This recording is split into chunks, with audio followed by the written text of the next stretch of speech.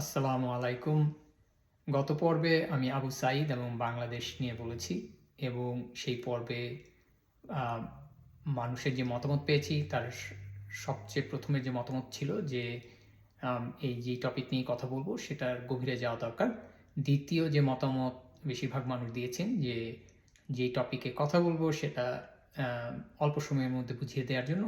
আর তৃতীয়ত আমি শত, শত ব্যক্তিগত মেসেজ পেয়েছি যে এটা খুবই ভালো উদ্দেশ্য। কারণ উদ্দেশ্য বাংলাদেশকে একটা উন্নত বাংলাদেশে তৈরি করার জন্য যে কথোপকথন দরকার সেটার জন্য আমি কাজ করছি। তাই বহু মানুষ আমাকে পরবর্তী যে পর্বগুলো সেগুলোতেও ফোকাস করতে বলেছে। তো উন্নত বাংলাদেশ এবং বাংলাদেশ এবং বাংলাদেশের মানুষ এই তিনটিকে চিন্তা করে আজকের পর্বে আমি মনে করি যে বাংলাদেশের রাজনৈতিক দলগুলোকে একটু বোঝা দরকার। আজকের জন্য যেই রাজনৈতিক দলটাকে আমরা দেখব এবং বোঝার চেষ্টা করব সেটা হচ্ছে জামাত ইসলামী। জামাত ইসলামী জনক হচ্ছেন মওদুদী। উনি ১৯৪১ সালে ভারতে এই দলটি তৈরি করেন। এই দলের মূল প্রেরণা তার ছিল যে ইসলামিক যে বৈশিষ্ট্য রয়েছে সেই বৈশিষ্ট্যগুলো ধরে একটি রাজনৈতিক দল তৈরি করা, এটা ছিল উদ্দেশ্য। এখন এই দলটি যে স্ট্রাকচার, সেই স্ট্রাকচারে একটা একটা জিনিস আপনারা লক্ষ্য করবেন, এটা ভ্যানগার্ড স্টাইলের।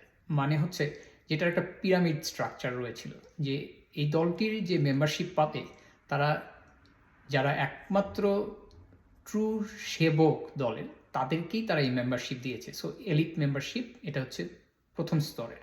আর দ্বিতীয় স্তরে রয়েছিল যারা কিনা অ্যাফিলিয়েট, এবং তৃতীয় স্তরে রয়েছে জনগণ। তো এভাবে তারা তাদের দলটিকে সাজায়, যেটি কিনা একটা পিরামিড স্ট্রাকচার। এবং আপনারা জানেন যে হযরত মুহাম্মদ সাল্লাল্লাহু আলাইহি ওয়াসাল্লাম তার জীবন দশায় আমাদেরকে শিক্ষা দিয়েছেন যে সকল মানুষ সমান। তো এই জায়গাটায় আপনারা দেখতে পারবেন যে দলটির স্ট্রাকচারের সাথে ইসলামিক শিক্ষার একটা তফাৎ রয়েছে। এখন আরেকটি জিনিস যেটা হচ্ছে যে ১৯৪৭ সাল যখন পাকিস্তান তৈরি হয় তার আগে যে প্রস্তাব দেওয়া হয় মুসলিম লীগের তরফ থেকে যে পাকিস্তানের মতো একটা রাষ্ট্র হোক, এই ব্যাপারে সম্পূর্ণ বিরোধী ছিল জামাত ইসলামী। জামাত ইসলামী চায়নি যে পাকিস্তান নামের একটি রাষ্ট্র তৈরি হোক। কিন্তু যখন ১৯৪৭ সালে পাকিস্তান তৈরি হয়ে যায়, তারপরে তারা তাদের দলের নীতিমালা চেঞ্জ করে পাকিস্তানে তাদের দলের প্রসার ঘটায়। এখন আসুন ১৯৭১ সাল। ১৯৭১ সালে এই জামাতে ইসলামী বাংলাদেশ রাষ্ট্রের স্বাধীনতার বিরুদ্ধেই তারা কাজ করেছে।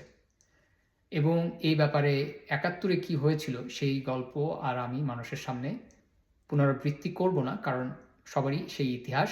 একসাথে একইভাবে আমরা সবাই একমত হতে পারি। তো ৭১ সালের আগে তারা বাংলাদেশ চায়নি। ৭১-এর পরে তারা তাদের দলের পরিবর্তন ঘটিয়ে বাংলাদেশের বিভিন্নভাবে তাদের রাজনৈতিক কর্মকাণ্ড চালিয়ে যায়।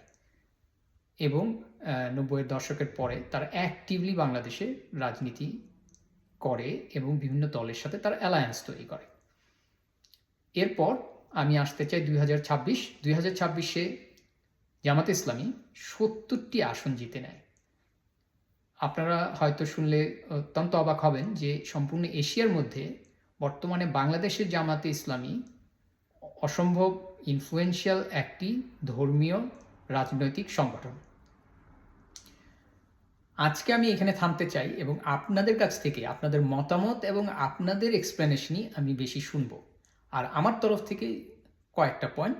একটা হচ্ছে জাস্ট আপনাদেরকে জানিয়ে দেওয়ার জন্য অবজারভেশন হিসেবে যে জামাত ইসলামী এমন একটা দল, পাকিস্তান হওয়ার আগে তারা পাকিস্তান চায়নি, পাকিস্তান হওয়ার পরে পাকিস্তানের দেশটির সাথে তারা তাদের নিয়মকানুন পরিবর্তন করে নেয়। ৭১ সালের আগে জামাত ইসলাম বাংলাদেশ চায়নি। ৭১-এর পর দেশটি বাংলাদেশে বিভিন্ন পরিবর্তনের মাধ্যমে তারা দেশে তাদের রাজনীতি চালিয়ে যায় এবং ২০২৬-এ তারা অনেকগুলো আসন জিতে নেয়। তাহলে বাংলাদেশের মানুষের এখানে তাদের কন্ট্রিবিউশন রয়েছে। এগেইন এই দলটি এখন একটি লোকাল দল। তো আমি এই ব্যাপারে আপনাদের মতামত এবং আপনাদের দৃষ্টিভঙ্গি এই ক্ষেত্রে শুনতে চাই এবং এটার উপরেই আমাদের আজকে এখানেই থাকুক। আমরা পরবর্তী পর্বে যদি আপনাদের কমেন্ট থাকে সেই কমেন্টের উপরে আমি একটা পর্যালোচনা করব। ধন্যবাদ।